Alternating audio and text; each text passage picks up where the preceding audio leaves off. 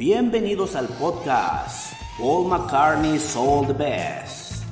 Así es, bienvenidos sean todos ustedes aquí al podcast de Paul McCartney Soul the Best. El día de hoy te voy a hablar de una grabación que se llevó a cabo el día 16 y 18 de abril y que fue mezclada el 18 de abril, y es una grabación que ya te había yo comentado que iba a hablar el día de hoy, bueno, en el siguiente capítulo, que es que es la canción de George Harrison de Old Brown Shoe, que podemos ver cómo empieza a concebirla en su etapa de Get Back. Y como te comenté en el podcast pasado, en el capítulo pasado también, ya la balada de John y Yoko era el inicio del fin, y aquí hay otra muestra de esto que ya estaba algo extraño, porque Old Brown Shoe es grabada por George Harrison en la voz principal, las guitarras y el órgano, Paul McCartney en la armonía, la batería y el bajo, y John Lennon en coros, piano y posiblemente el órgano también ahí de Hammond, que también usa Harrison. En el cumpleaños número 26 de George Harrison, el 25 de febrero del 69, George Harrison fue a Abbey Road y grabó 3 canciones. Solamente Ken Scott estaba con él, ninguno de los otros Beatles estuvieron ahí presentes. Él grabó varias partes vocales y las guitarras y el piano de las canciones, Old Brown Shoe y Something, que serían después los sencillos de los Beatles en esta situación. Y una tercera que fue All Things Must Pass, que ya saldría hasta el álbum de solista de Harrison con ese mismo nombre. Sin embargo, bueno, George había estado desarrollando Old Brown Shoe y había pedido colaboración. Ahí estaba Billy Preston y estaban los demás Beatles. De hecho, se la muestra a Paul y ahí le dan ideas durante la filmación de lo que ahora se conoce como Let It Be, que originalmente era Get Back, un par de días antes de la presentación en la azotea. El grupo fue y filmó esta canción una docena de veces, liderados obviamente por George Harrison en el piano. Y aunque no hay una muestra de esta canción en la película ni en el nuevo documental, solamente un inicio se nos muestra, no ninguna de las grabaciones. Fue en abril 16 cuando Old Brown Shoe se grabó ya como una versión formal, así como una versión de Something que también estaba intentando ahí grabarse. Antes de que John y Paul llegaran a la sesión de grabaciones el 16 de abril, Ringo había estado filmando El Cristiano Mágico y George grabó otra versión individual de Old Brown Shoe, con lo que esto demuestra, bueno, que había hecho cambios a la parte del demo, o que bueno, que quizá George Harrison tenía una mejor idea de cómo debería sonar ahora la canción, porque cuando el grupo empezó a hacer la primera toma, ellos la grabaron sobre la segunda versión del demo de Harrison, y ambas canciones fueron juntadas o mezcladas para hacer una. El 25 de febrero estas versiones de Old Brown Shoe y lo que después sería Something aparecerán en la antología 3, ahí sí las podemos escuchar.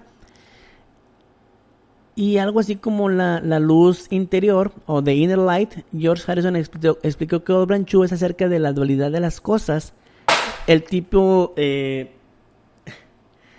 sí, ¿no?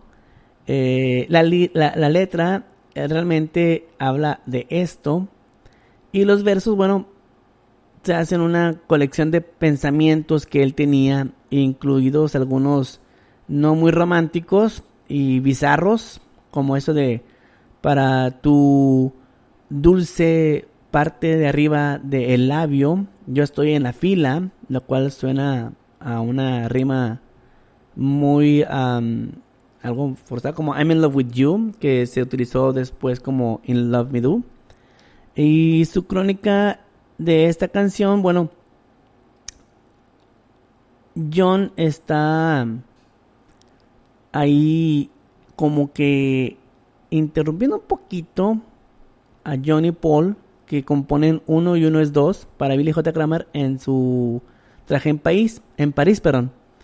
Paul empezó a cantar Uno y Uno es Dos, ¿qué es lo que voy a hacer ahora que estoy enamorado de ti?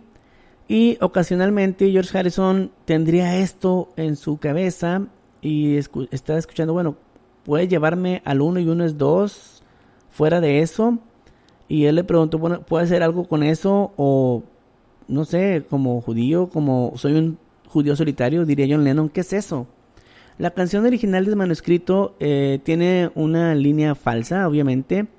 Dice, I'm going to hold you tight, I'm never going to let you loose. Eso evidentemente no tuvo lugar en la canción. Pero era así es como, acuérdate que ahí en la canción de Something, por ejemplo, George Harrison hablaba de una granada o como no sabía qué rimar, ¿no? El puente entonces de esta canción va como un ejercicio de izquierda a derecha, arriba abajo, y utilizando anillos en todos los dedos. Es algo así como un tipo de guiño a Ringo, que está ausente en las grabaciones. Y bueno, la canción tiene elementos musicales muy extraños para lo que era George Harrison, obviamente, porque él encuentra que en el piano se pueden tocar ciertas cosas muy, muy distintas. Y la más obvia, esta es la introducción de la canción, que tiene un triplete que está tocado en un impredecible do séptimo en el piano, que ambos son tocados por Paul, y después él hizo ahí su grabación con el bajo para la parte vocal de piano y guitarra, así como de la batería. La prominencia que se le da al piano y el sentimiento de que es un acorde sincopado, bueno, pues algo que George Harrison había estado trabajando en un piano que él realmente confesó y lo comentó ahí en el documental ahora, que era un instrumento muy extraño y que él no estaba muy familiarizado con ello. En esta forma, bueno, él tocaba el piano de una forma no tan bien como Paul, y bueno, quizá pudiera decirse que algo así como John Lennon, ¿verdad? Que John Lennon tampoco era muy al principio muy dado a tocar el piano, era más Paul el que lo hacía. John Lennon lo hacía más a forma de relajo. Y bueno,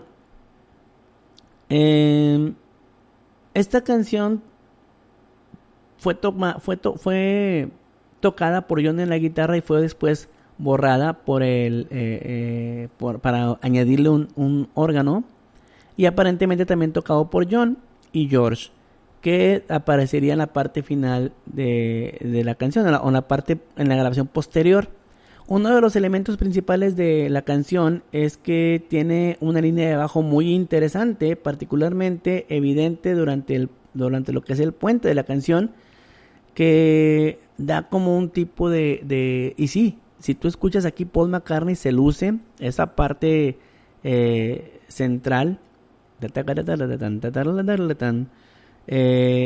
George recuerda que él había tocado el bajo en el track como un lunático, o sea que Paul McCartney estaba realmente fuera de sí.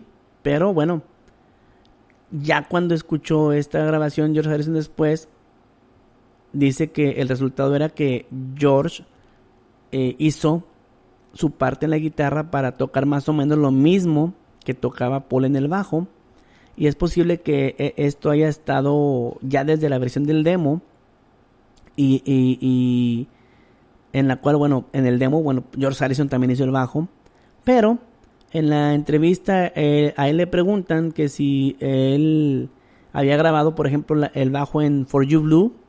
Le preguntan a George Harrison, y dice que él no recuerda, que ni siquiera se acuerda de la canción. Él había hecho ese tipo de contrastes con el guitarra y el bajo y la guitarra para que sonaran algo que se hizo después, ¿no? Como Black Sabbath, como Led Zeppelin, que hacían ese tipo de efectos de ensamblar el bajo y la guitarra para darle más potencia al sonido. Y bueno, este track realmente tiene una producción muy fuera de lo ortodoxo y que le quita mucha fluidez y algo de brillo a la canción. La parte vocal es mezclada en lo bajo y también fue grabada con George en una parte del estudio para producir un eco muy corto. Las armonías vocales suenan algo distinto y bueno, también en contraste con lo limpio del bajo y la batería. Una guitarra de ritmos, tocada por John, después fue borrada por George y le puso su propia guitarra y sus partes de órgano. Después de esto, bueno, se mencionó que quizá John Lennon se unió a George Harrison a tocar también lo que era el órgano para hacer los overdubs. Se piensa que quizá también se cambiaron los micrófonos para darle un diferente sonido. En otras palabras, que cuando el track estaba siendo mezclado, la grabación del bajo fue tomada a través de las bocinas del estudio y luego grabada de nuevo. No es algo que esté muy claro, pero bueno, es particularmente para ese tipo de track, que lo usaron también en You Know My Name, Look of the Number. Este sencillo de All Brand New no la hizo en la lista independiente del Top 100. La Luz Interior, el lado B y Lady Madonna habían llegado al número 26 el año anterior, pero durante lo que los grupos durante el grupo estaba sacando Something Come Together, cambiaron las reglas de Billboard y entonces los dos lados de un sencillo no pueden ser enlistados separadamente. Obran Chu entonces tuvo una distinción muy débil comparada, bueno, porque obviamente estaba elegida como lado lado B de los Beatles en cuanto a los sencillos y sus lanzamientos, y no llegó a la lista de popularidad. Acuérdate que aquí los Beatles al principio, bueno, no al principio, sino que cuando estaban buscando qué canciones lanzar para el lado A de los sencillos, que el lado A era como que el fuerte y el lado B era el menos fuerte, hubo una vez en que ellos, con sus egos a tope, decidieron sacar dos lados A en varias ocasiones en sus sencillos. Entonces, obviamente, pues era un mismo sencillo con dos lados A, y hacía que las listas aparecieran pues definitivamente dos canciones de los Beatles entre los primeros lugares al considerarse sencillos separados o dos lados A. Entonces con este cambio ya no se pudo lanzar eso de los dos lados A y se consideró completamente un lado B y no hizo ningún efecto en lo que significa la lista de popularidad esta canción de All Brand New, que como te comento, ya no estaban los Beatles completos en las sesiones. Ringo ya era de sobra sabido que iba a estar en ese compromiso de la película, y lo curioso es que aún y sabiendo eso, los Beatles querían seguir grabando, y ahí está la muestra de esta otra canción que es All Brand New. Y bueno, ya para terminar, aquí un preludio a lo que sigue en el siguiente episodio. Dice Ringo Starr: Let It Be salió como el último álbum, a pesar de que Abbey Road de hecho lo fue, por supuesto el último en ser grabado, y muestra a este mundo cómo están las cosas, que los siguientes álbumes pudieran ser los últimos, o el último álbum, o el último álbum vino antes, no se sabe. O sea, ellos sacaron primero el último álbum donde realmente estuvieron juntos, y después sacaron el último álbum de la discografía oficial de los Beatles, que se grabó antes que el último álbum. Entonces ellos se separaron realmente después de Abbey Road, y no estaban pensando en que se iban a separar en el siguiente o algo así. O sea, todo estaba muy extraño, y Ringo comenta eso, que a pesar de que Let It Be se grabó antes, salió después, y Abbey Road se grabó después y salió antes que Let It Be. Sin embargo, es el último álbum donde realmente estuvieron los Beatles ya como banda. Y así fue. así lo dice la historia, que ya después de ese tipo de situaciones que vivieron en Let It Be, ellos acabaron el 31 de enero del 69 sus grabaciones, pero no tenían ya muy claro qué sería lo siguiente a hacer. Ellos ya estaban cada quien en sus cosas. John Lennon dijo que Let It Be era un proyecto que aún estaba en camino, pues posiblemente pudiera ser el siguiente gran evento de los Beatles, quizás 8 semanas, y muchos de los tracks que estarían en Get Back, muchos de ellos los hicieron en una toma o algo así. Habían hecho 12 canciones, algunos tuvieron que ser remezclados, pero tenían 2 semanas para terminar esta grabación y estaban trabajando en ello. Así que, a pesar de estas grabaciones de Let It Be, todo el movimiento que hicieron de Twickenham a los estudios Apple y todo lo que sucedió, fue retrasando un poquito cada vez más el hecho de que se lanzara ese álbum. Y todo esto fue antes de que se trabajara en You Never Give Me Your Money, el julio de ese año, que tomó lugar en Abbey Road, con George Martin de regreso a la producción, y la grabación llevaría por nombre Abbey Road, que después les comentaré, porque ya estamos en la parte final de la historia de los Beatles.